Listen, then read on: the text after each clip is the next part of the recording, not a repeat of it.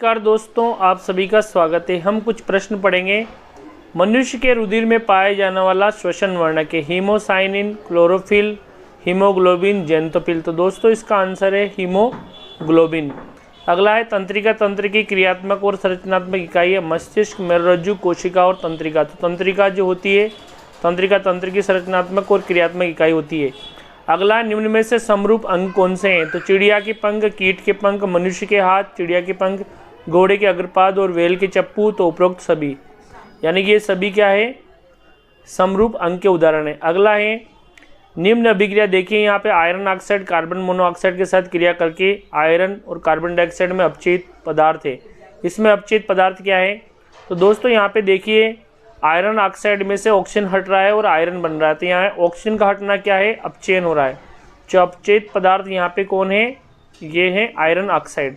जब पानी में थोड़ी मात्रा में अम्ल मिलाते हैं तो होने वाली घटना है। तो पानी में अम्ल मिलाते हैं तो यहाँ पे तनुकरण होगा और साथ ही साथ यहाँ पे अम्ल मिलाने पर H3O+ आयन भी बढ़ेंगे, यानी कि ए और सी दोनों होंगे यहाँ पे, यानी कि ए और सी, यानी कि ऑप्शन अ हमारा करेक्ट आंसर। किसी कोश में इलेक्ट्रॉन की अधिकतम संख्या हो सकती है? तो इसके लिए फॉर्मूला है दोस्तों, इसके लिए फॉर्मूला है 2n²। अगला है साधारण दर्पण से परावर्तित होकर कौन सा प्रतिबिंब बनेगा? तो साधारण दर्पण दोस्तों हमेशा आभासी प्रतिबिंब बनाता है। और आकाश के नीले रंग का कारण क्या है? प्रकाश का प्रकीर्णन, प्रकाश का विक्षेपण, प्रकाश का अपवर्तन और प्रकाश का परावर्तन। तो यहाँ प्रकाश का प्रकीर्णन हो रहा है नीले रंग के प्रकाश का। अगला प्रश्न है फ्यूज को या फ्यूज तार को किसी संयंत्र में किस क्रम में जोड़ा जाता है? तो इसे हमेशा समांतर, श्रेणी, दोनों में, तो इसको श्रेणी क्रम में जोड़ते हैं।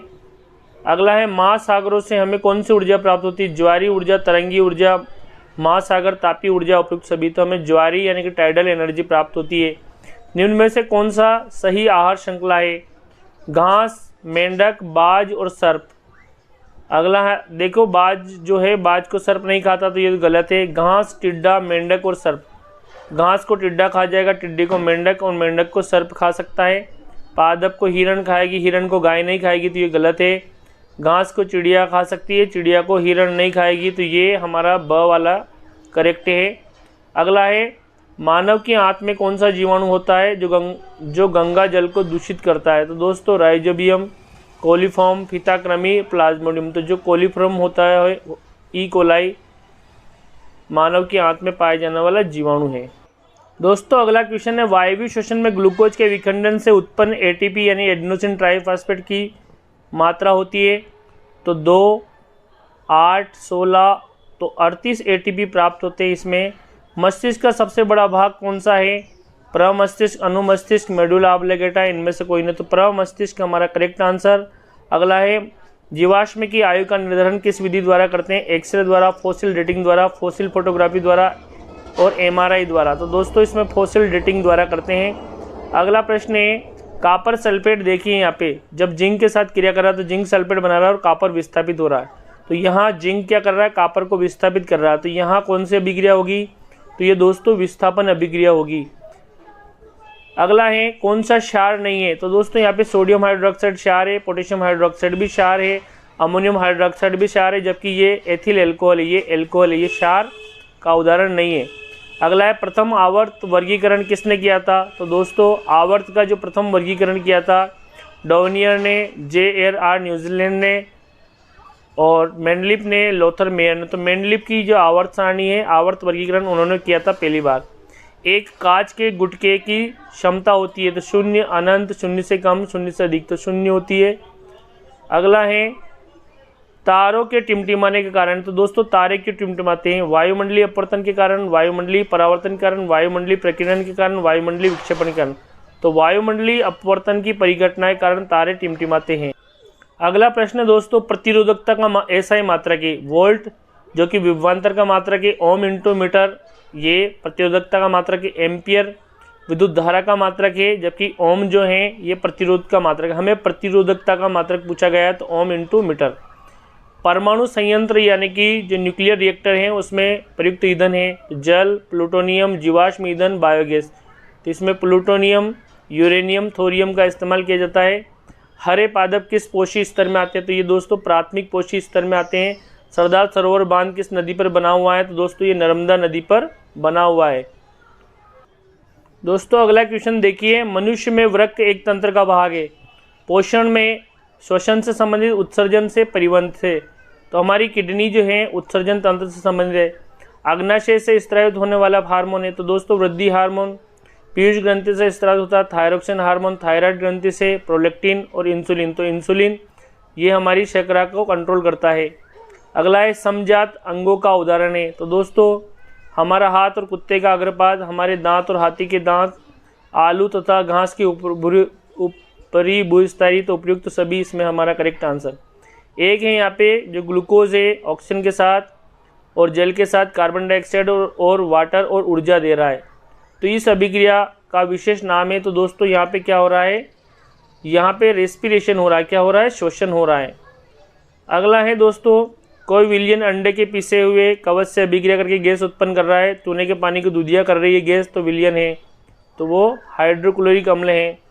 अगला है एल्यूमिनियम को किस समूह में रखा गया है?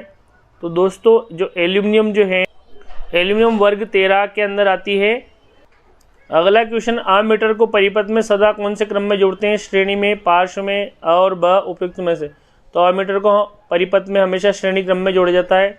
प्राकृतिक रूप से ठोस ईंधन है कोक, कोयला और सीएनजी और एलपीजी। तो जो कोयला जो होता है वो ठोस ईंधन है। परितंत्र में मानव क्या है? तो शाकाहारी, उत्पादक, मांसाहारी, सर्वाहारी। तो मानव सर्वाहारी है। प्राकृतिक संसाधनों से प्राप्त होता है भोजन, सीमेंट, पत्थर, ये सभी। तो दोस्तों ये सभी हमें प्राकृतिक संसाधनों से प्राप्त होते हैं। भोजन भी हमें पेड़ पौधे से प्राप्त होता है, सीमेंट भी हमें पत्थर से प्राप्त होती है।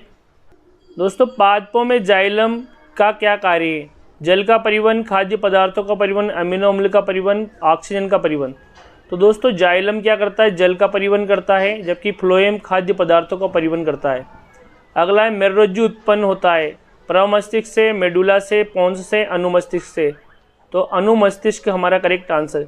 जीवाश्म कैसे बनते हैं? जंतुओं के पूर्ण रूप से नष्ट हो जाने से, जीव जंतुओं की चट्टानों में दब जाने से, जीव जंतुओं के सड़ने से, ये सभी। तो जीव जंतु जब चट्टानों में दब जाते हैं तो उनके अंश जो उनके चिन्ह है वो जीवाश्म बन जाते हैं, यानी कि जीवाश्म इस तरह से बनते हैं। यानी कि जीवाश्म जो बनने का कारण है वो जंतुओं के दब जाने से।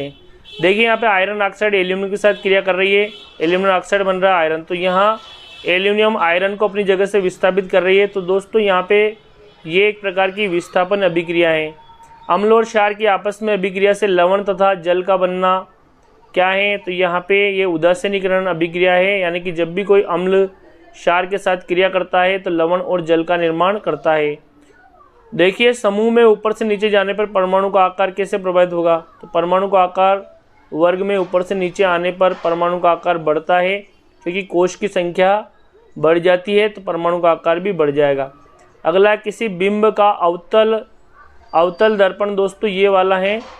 तो किसी बिंब का आभासी प्रतिबिंब बनाना है, सीधा बनाना है, वस्तु से बड़ा बनाना है। तो वस्तु को कहाँ रखना पड़ेगा? मुख्य फोकस पर तथा वक्रता केंद्र के बीच।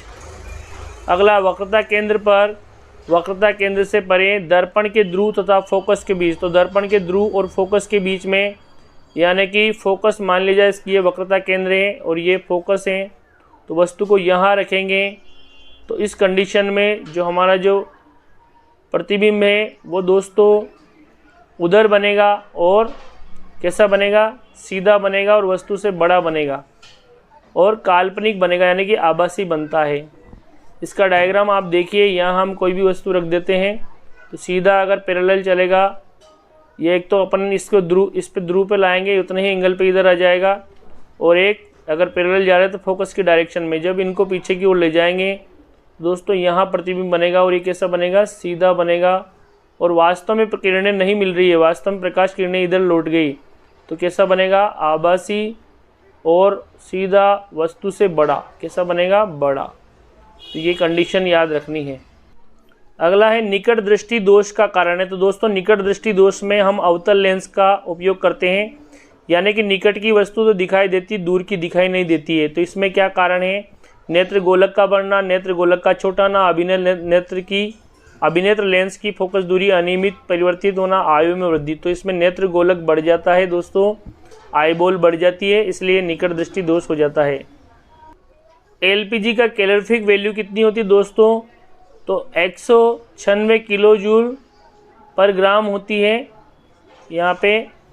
अगला जल संग्रहण जो है, ये जलीय नहरों का शाखान्वन, नदियों का शाखान्वन, वर्षा जल का संग्रहण, गंदे जल का संग्रहण। तो वर्षा जल का संग्रहण किया जाता है दोस्तों, जल संग्रहण के अंदर वर्षा जल का संग्रहण। अगला है निम्न में से कौन सा उत्पादक है? तो हरे पौधे, कवक, जीवाणु, उपरोक्त सभी। तो उत्पादक कौन होते हैं? जो ऊर्जा का निर्माण करते हैं। तो दोस्तों जो उत्पादक जो होते हैं वो हरे पौधे होते हैं, यानी कि ये प्रोड्यूसर होते हैं।